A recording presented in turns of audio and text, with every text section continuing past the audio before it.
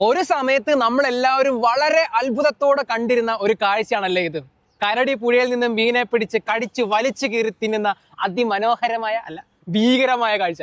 എന്നാൽ ഈ മീനുകളെ ഒന്നും ഇവറ്റകൾ പൂർണ്ണമായിട്ട് കഴിക്കുന്നില്ല എന്നതാണ് സത്യം. ഈ പിടിക്കുന്ന മീനുകളുടെ തൊലിയും ബ്രെയിനും മാത്രമാണ് കേട്ടോ ഈ കരടികൾ കഴിക്കാറ്. ബാക്കിയുള്ളത് പുള്ളിക്കാരൻ വലിച്ച് ദൂരെ എറിഞ്ഞിട്ട് ഈ പ്രോസസ്സ് കഴിച്ച് വലിച്ച് തൊലിയും ബ്രെയിനും കളയുന്ന ഈ പ്രോസസ്സ് അവർ പിന്നെയും പിന്നെ റിപ്പീറ്റ് ചെയ്തുകൊണ്ടേയിരിക്കും. എന്നാൽ എന്തുകൊണ്ടാണ് ഇവറ്റകൾ ഇങ്ങനെ ചെയ്യുന്നതെന്ന് നിങ്ങൾക്കറിയാമോ?